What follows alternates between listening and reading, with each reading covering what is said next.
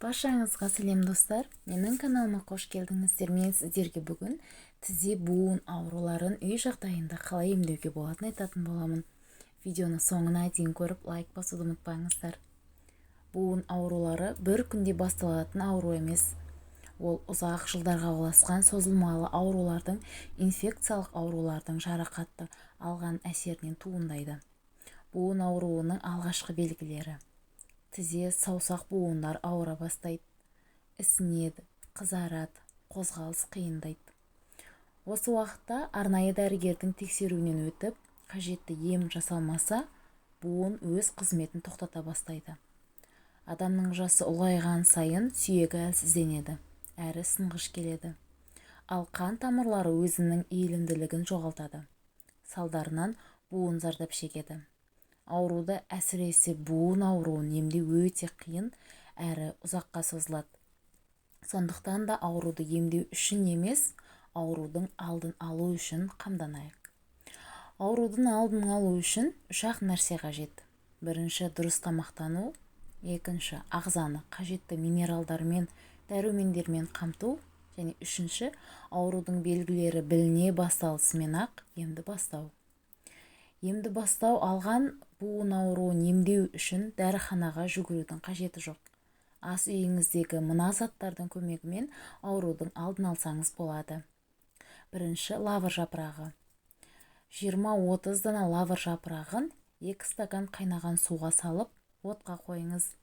5 минуттай қайнаған соң қайнатпаны термосқа қоясыз. Шамамен 3-4 сағаттан соң тұнбаны сүзіп, аз жұтымнан іше қабылдайсыз. Тұнбаны 12 сағаттың ішінде ішуіңіз керек. Емделу уақыты 3 күн. Бір апта үзіліс жасап, қайта жалғастырасыз.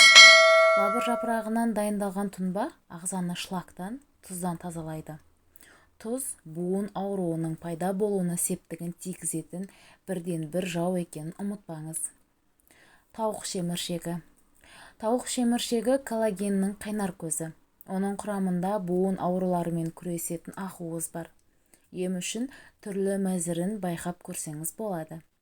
Бірінші, күнде таңертең аш қарынға 1 шай қасық ұнтақталған шеміршекті жеңіз. Артынан 1 стакан апельсин шырынын ішіңіз. Екінші, шеміршекті суға салып, отқа қойыңыз. Баяу отта бірнеше сағат қайнау керек.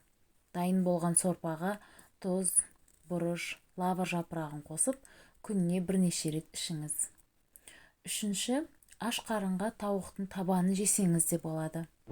Соңынан лимон қосылған су ішу керектігін ұмытпаңыз. Төртінші, шеміршектен тоңазыма әзірлеп жесеңіз де керемет ем болады.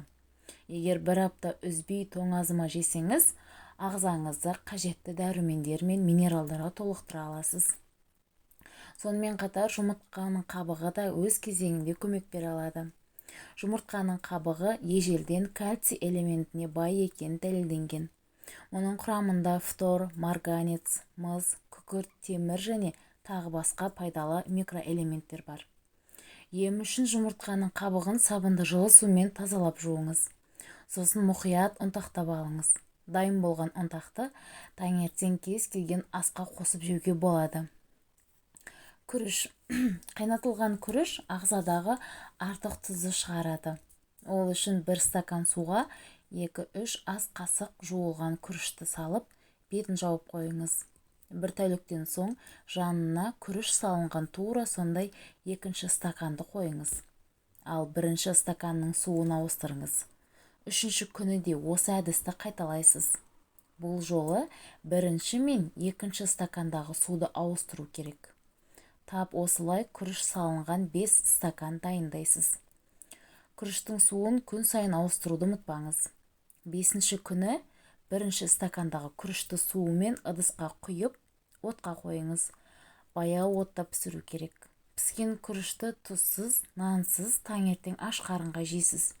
Күріштен соң 3-4 сағатқа дейін аз су ішпеуге кеңес береміз. Емделу мерзімі 40 күн. Егер бұл видео сіздерге ұнаған болса, менің каналыма тіркеліп лайк басуды ұмытпаңыздар.